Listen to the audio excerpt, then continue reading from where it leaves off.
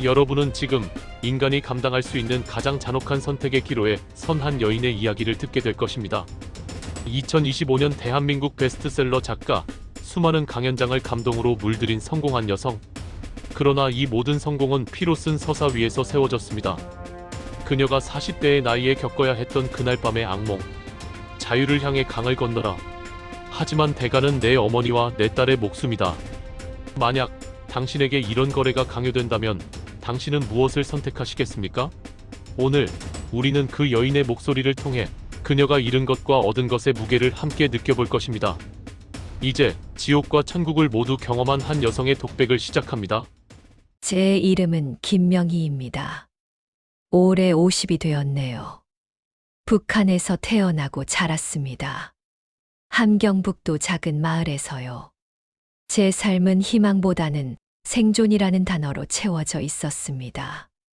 제가 20살이 되던 해 기둥이셨던 아버지가 뇌출혈로 갑자기 돌아가셨습니다. 병원에 가봤자 약도 없고 의사들도 손을 저었습니다. 그때부터 어머니랑 저 단둘이었습니다. 어머니는 장마당에서 옥수수와 감자를 팔았고 저는 그마저도 없는 날에는 탄광 주변을 돌며 버려진 석탄 조각을 주워다가 팔았습니다. 손톱 밑에 까맣게 박힌 때는 아무리 씻고 문질러도 지워지지 않았어요. 그 검은 때가 제 삶의 흔적 같았습니다. 다른 처녀들은 20 초반에 다 시집을 갔지만 저는 어머니를 두고 갈 수 없었습니다. 그렇게 30 중반이 되어서야 동네 소개로 성철 씨를 만나 결혼했습니다. 늦게나마 찾은 작은 행복이었죠. 결혼하고 1년쯤 지났을 때 남편 성철 씨가 기침을 시작했어요. 처음엔 그저 감기려니 했죠. 하지만 석 달이 지나도 낫지 않고 남편은 점점 여위어갔습니다. 그러던 어느 날 남편이 각혈을 했습니다. 결핵이었습니다. 북한에서는 흔하디흔한 병이지만 우리 같은 서민에게는 사형 선고나 마찬가지였습니다. 약을 구할 돈이 없었어요. 뇌물을 줘야만 겨우 약을 구할 수 있는데 우리에게는 금을 팔아도 모자랄 돈이었습니다. 저는 장마당을 뛰어다니며 중국산 약이라도 찾아보려 했지만 소용없었습니다. 남편은 그렇게 2년을 병마와 싸우다가 제 품에서 마지막 숨을 거두었습니다. 그가 떠나고 나니 세상이 통째로 무너지는 것 같았습니다. 하지만 저는 주저앉을 수 없었습니다. 제게는 어머니가 있었고 남편이 남기고 간 딸 은지가 있었으니까요.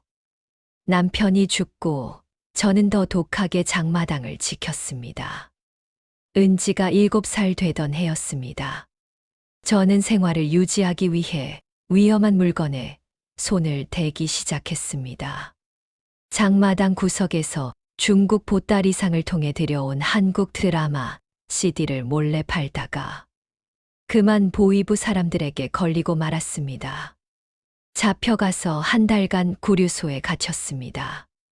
그곳에서 제가 본 것은 인간의 존엄성이 완전히 박탈된 지옥 그 자체였습니다. 20살쯤 되어 보이는 여자애가 매 맞아 죽는 걸 제 눈으로 봤습니다. 그저 탈출을 시도하려 했다는 이유만으로. 간수가 몽둥이로 머리를 내리치는 순간 퍽 하는 둔탁한 소리와 함께 피가 그 아이의 머리에서 붉은 피가 주르르 흘러내렸습니다. 마지막 순간 그 아이가 엄마 하고 작게 불렀어요.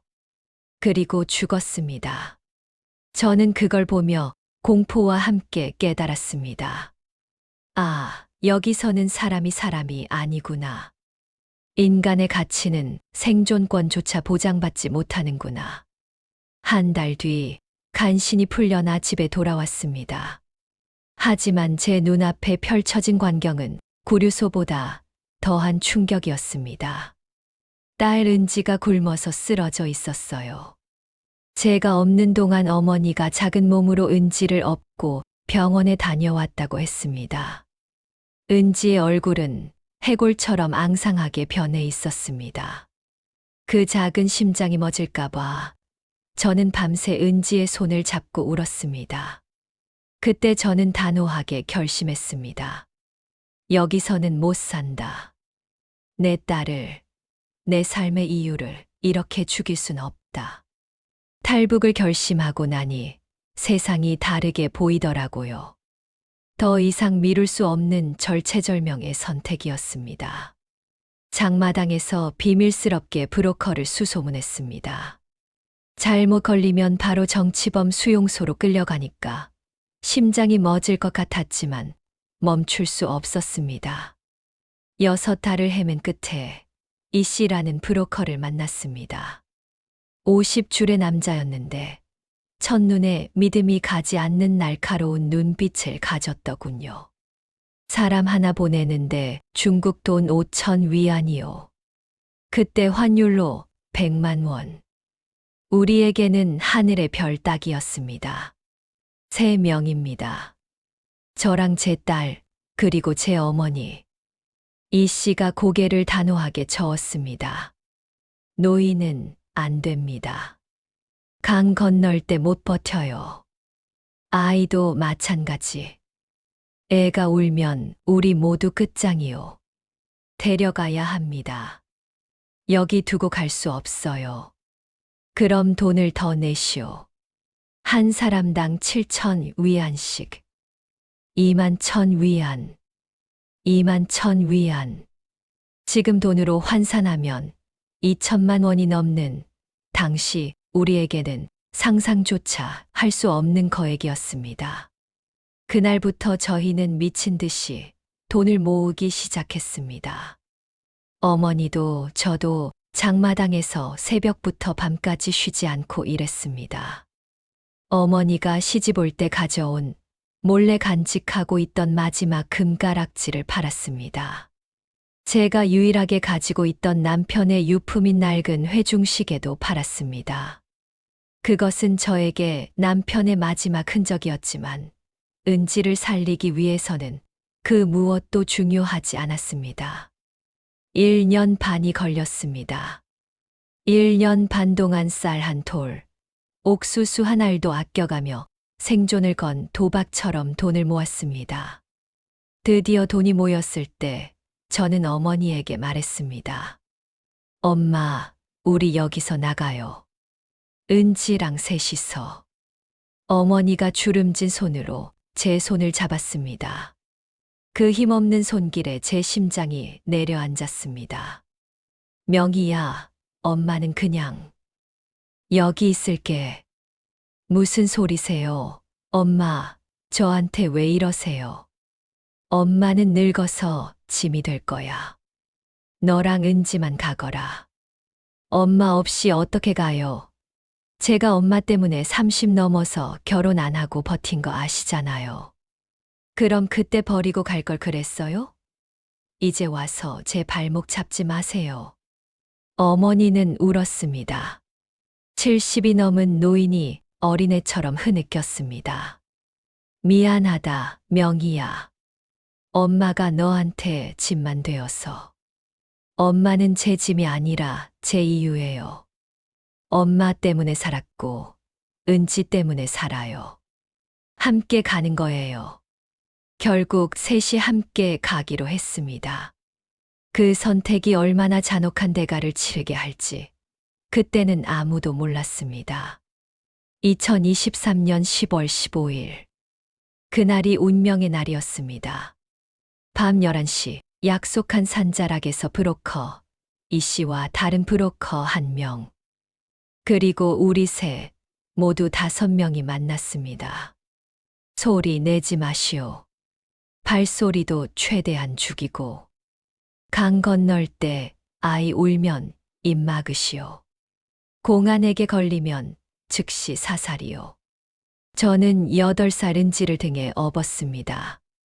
워낙 말라서 깃털처럼 가벼웠지만 그 무게가 제 삶의 전부였습니다. 어머니는 작은 보따리 하나 메고 제 뒤를 따랐습니다. 산길을 1시간쯤 걸었을까요? 갑자기 이 씨가 멈추라는 신호를 보냈습니다. 멀리서 순찰대의 불빛이 보였습니다. 우리는 풀숲에 엎드렸습니다.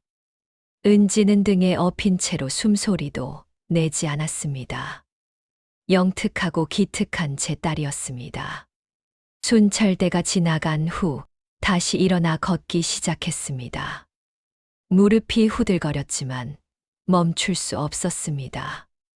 그리고 마침내 강이 보였습니다. 두만강. 제게 이 강은 단순한 물줄기가 아니었습니다. 건너면 사는 것이고 못 건너면 죽는 생과 사를 가르는 단두대였습니다. 시벌인데도 물이 차가워 보였습니다. 들어갑시다.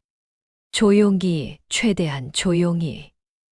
이 씨와 브로커들이 먼저 강물에 발을 담갔습니다. 그리고 저와 은지, 마지막으로 어머니. 물이 정말 차가웠습니다. 발목, 무릎, 허벅지까지 차오르더니 이내 제 가슴까지 차올랐습니다. 은지가 제 목을 꼭 감았습니다. 엄마, 무서워. 저는 은지의 입에 제 손가락을 대고 속삭였습니다. 쉿, 은지야. 조용히. 자유가 저쪽에 있어. 거의 다 왔어. 어머니가 뒤에서 헉헉거리는 소리가 들렸습니다. 돌아보니까 어머니가 급한 물살에 휘청거리고 있었습니다. 엄마, 저는 은지를 업은 채로 뒤로 돌아가 어머니 팔을 잡았습니다. 괜찮아요, 엄마. 제가 잡을게요. 조금만 가면 돼요. 그때였습니다. 거기서 도망자다. 쏴. 당. 총성이 울렸습니다. 머리 위를 스쳐 지나가는 총알 소리에 귀가 먹먹해졌습니다. 엄마, 빨리 뛰어. 브로커들은 미친 듯이 강을 건넜습니다. 저는 은지를 업은 채로 뛰었습니다. 물이 가슴까지 차올랐습니다. 발이 강바닥에 닿지 않는 구간이었습니다.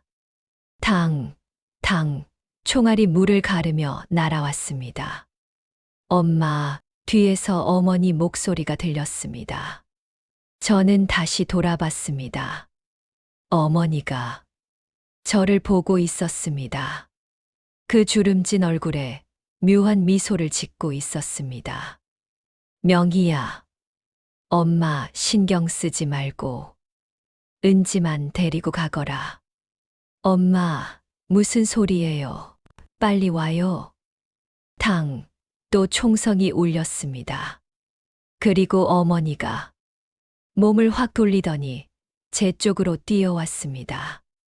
아니, 뛰어온 게 아니라 저를 감쌌습니다. 그 순간 저는 알았습니다.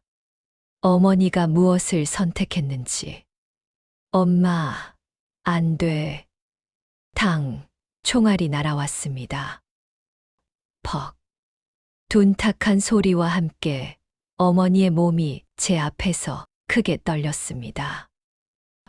은지, 예쁘게 키워라. 어머니의 손에서 힘이 빠졌습니다. 몸이 물에 쓰러졌어요. 저는 어머니를 잡으려고 손을 뻗었지만 은지 때문에 몸을 돌릴 수 없었습니다. 붉은 피가 차가운 강물을 빠르게 물들이며 퍼져나갔습니다. 명희야, 빨리 와. 여기서 당신까지 죽을 셈이요. 엄마, 은지가 제 등에서 발버둥치며 울었습니다. 저는 돌아서야 했습니다.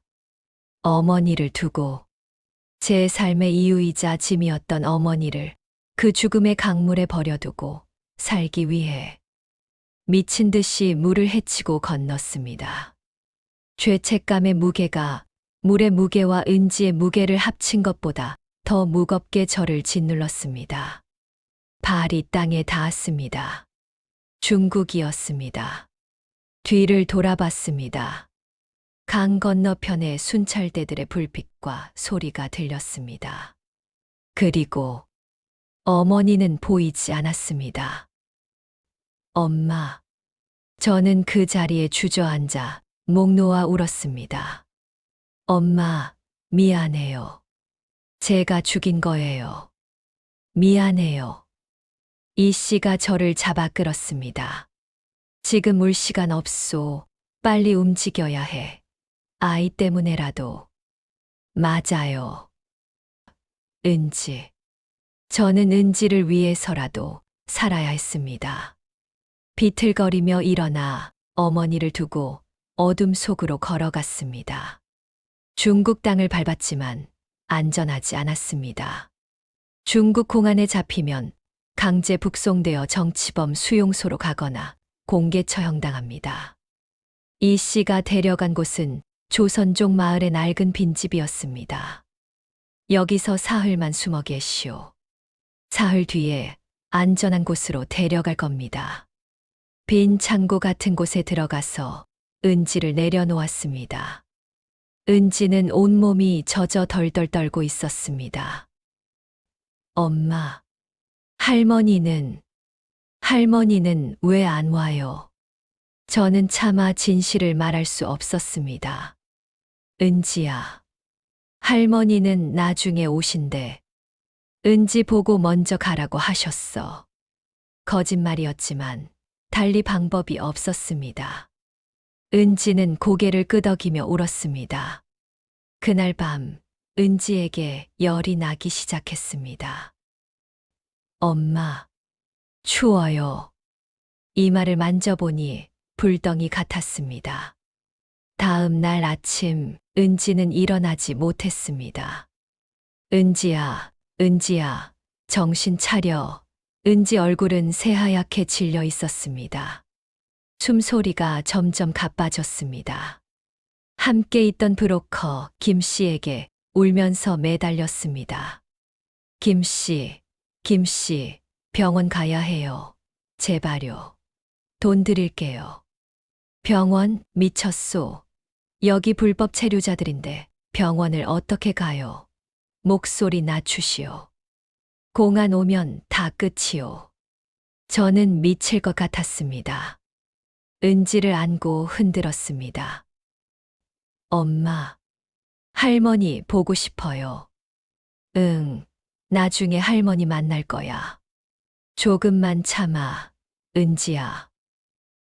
엄마, 난 한국 가고 싶었는데. 갈 거야. 우리 곧 가. 엄마, 사랑해요. 은지가 그렇게 말하고 눈을 감았습니다. 은지야? 은지야. 은지의 작은 손에서 힘이 빠졌습니다. 차가워지고 있었습니다. 제 딸이, 제 삶의 이유가, 제 전부가. 은지야. 제 비명 소리가 창고 전체에 울렸습니다. 김 씨가 은지를 확인하더니 고개를 저었습니다. 죽었소. 슬퍼할 시간 없소. 시체 처리해야 하고 당신은 가야 해요. 시체라니요. 이게 제 딸이에요. 죽은 사람 데리고 갈 순 없소. 여기 묻어야 해요. 저는 발버둥 쳤지만 이미 몸에는 힘이 없었습니다. 김 씨가 저를 붙잡고 소리쳤습니다. 애 때문에 여기까지 온 거 아니오? 애 위해서 강 건넌 거 아니오? 그럼 끝까지 살아야지. 여기서 당신까지 죽으면 그게 애한테 더 미안한 거요. 맞는 말이었지만 어떻게 은지를 두고 가요? 결국 은지를 묻었습니다. 창고 뒤편의 작은 땅에 표지도 없이, 이름도 없이, 그냥 흙만 덮었습니다. 저는 그 흙무덤 앞에서 무릎 꿇고 울었습니다. 은지야, 미안해. 엄마가 미안해. 엄마가 너한테 이런 고생을 시켰어. 김 씨가 저를 일으켰습니다. 가야 합니다. 저는 마지막 인사를 했습니다. 은지야, 엄마 먼저 갈게. 한국 가서 엄마 잘 살게. 그게 너한테 미안한 거 갚는 길일 것 같아. 사랑해, 은지야.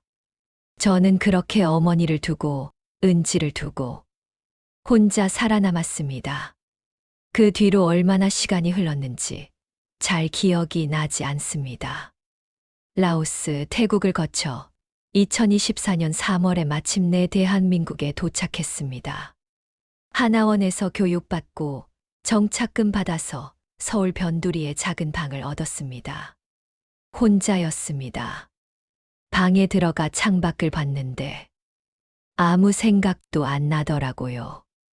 어머니도 은지도 없는 이 삶을 어떻게 살아야 하나. 처음 몇 달은 그저 버텼습니다. 공장에서 일하고 집에 와서 기절하듯 자고 다시 일하고 기계처럼 살았습니다. 사는 게 사는 것 같지 않았습니다. 그러던 어느 날 통일부에서 연락이 왔습니다. 탈북자 강연 프로그램이 있는데 참여하실 의향 있으세요?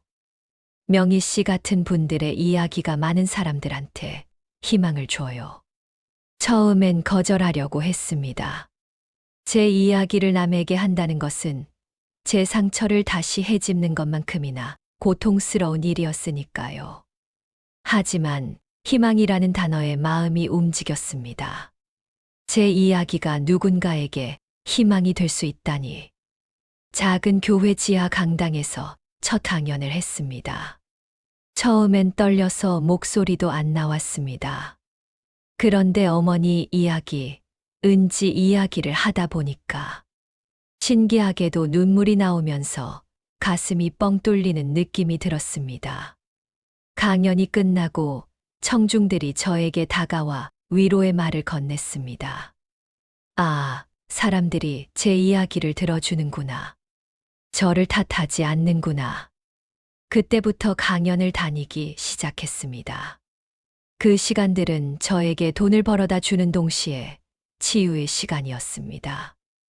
2025년 한 출판사 편집자가 저에게 연락을 해왔습니다. 명희 씨 이야기를 책으로 쓰면 어떨까요? 명희 씨가 이야기하시면 제가 정리할게요. 그렇게 시작한 것이 제 책 2만 강을 건너서였습니다. 6개월 동안 매주 편집자를 만났습니다. 어머니 이야기, 은지 이야기, 강을 건너던 밤 이야기, 은지를 묻던 날 이야기. 피하고 싶던 모든 고통스러운 기억을 다시 꺼내서 말했습니다. 책이 나왔을 때 반응은 뜨거웠습니다. 서점 베스트셀러 1위까지 올랐고 TV에도 출연했습니다. 돈도 생겼습니다. 생전 처음으로 통장에 큰 돈이 쌓이는 것을 봤습니다. 하지만 행복하지 않았습니다. 돈이 많아져도 유명해져도 어머니와 은지는 돌아오지 않았거든요. 매일 밤 꿈을 꿨습니다. 어머니가 피를 흘리는 꿈, 은지가 저를 부르는 꿈, 제가 두 사람을 버리고 도망가는 꿈. 그 꿈 속에서 저는 영원히 죄인이었습니다.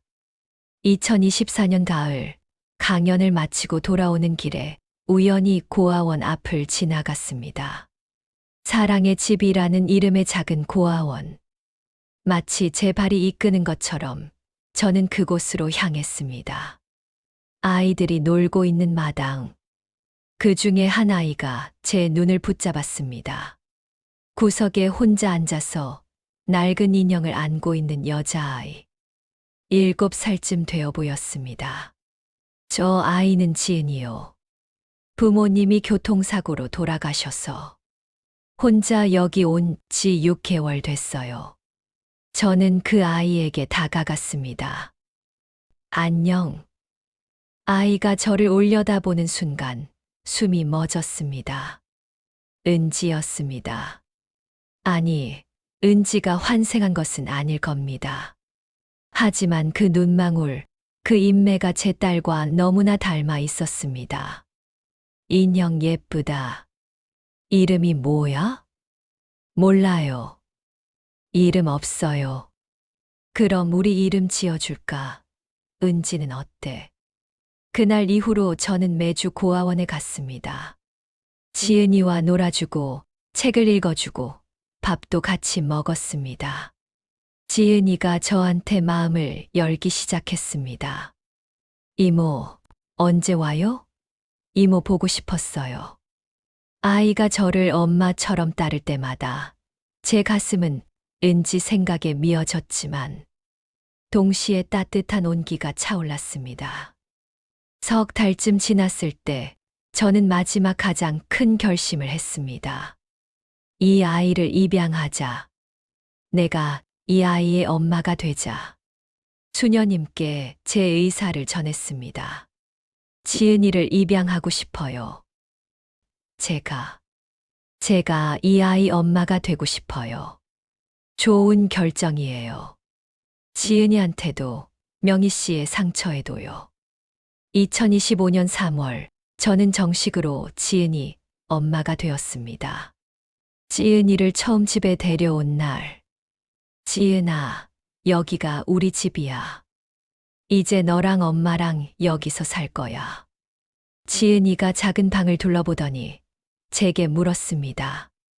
엄마, 저 진짜 여기서 살아도 돼요? 저 이제 혼자 아니에요. 저는 지은이를 꼭 안았습니다. 응. 이제 혼자 아니야. 엄마가 있잖아. 그 순간 느꼈습니다. 아, 나도 이제 혼자가 아니구나. 지금은 2025년 11월. 지은이랑 산 지 9개월쯤 됐습니다. 매일 아침 일어나면 지은이가 웃으며 엄마 하고 저를 부릅니다. 그 소리를 들을 때마다 저는 살아있다는 것을 온몸으로 느껴요.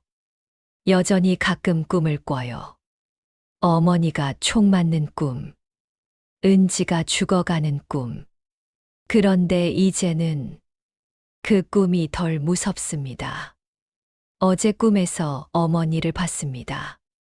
어머니가 웃으면서 말했어요. 명희야, 잘 살고 있구나. 엄마, 미안해요. 미안할 것 없다. 너 행복하면 된 거야. 어머니가 고개를 돌리자 그 옆에 은지가 보였습니다. 은지도 웃고 있었습니다. 엄마, 저도 행복해요. 엄마가 행복해야 저도 행복해요. 꿈에서 깼을 때 눈물이 났습니다. 하지만 슬픈 눈물이 아니었습니다. 그래, 내가 행복해야 하는구나. 저는 지은이와 행복하게 살 겁니다. 주말엔 공원 가고, 영화도 보고, 맛있는 것도 먹고. 지은이가 학교에서 받아쓰기 100점 맞았다고 뛰어올 때, 저는 은지 생각이 났어요. 은지도 이랬을 텐데. 하지만 이제는 덜 아픕니다. 살아남았으니까. 살아야 하니까. 그게 어머니와 은지한테 제가 할 수 있는 최선이니까요. 여기까지가 한탈북 여성의 이야기였습니다. 그녀는 가장 사랑하는 사람들을 잃었지만 그 상실 속에서 새로운 삶의 의미를 찾았습니다. 절망 속에서 희망을, 슬픔 속에서 사랑을 발견했습니다. 오늘 이 이야기를 들으시면서 무엇을 느끼셨나요? 어쩌면 우리가 당연하게 여기는 이 자유가 누군가에게는 목숨을 걸어야만 얻을 수 있는 것이라는 사실을, 우리가 쉽게 누리는 이 일상이 누군가에게는 간절한 꿈이었다는 것을, 지금도 북한에는 그리고 세계 곳곳에는 자유를 갈망하는 사람들이 있습니다. 더 나은 삶을 꿈꾸는 사람들이 있죠. 그들을 기억해 주세요. 그리고 우리가 가진 것들에 감사하며 살아가길 바랍니다. 마지막으로 오늘 이야기의 주인공이 남긴 메시지를 전하며 마치겠습니다. 어둠이 아무리 깊어도 새벽은 옵니다. 포기하지 마세요. 살아있으면 희망은 있습니다. 긴 시간 이 잔혹하고도 아름다운 서사에 함께 해주셔서 감사합니다.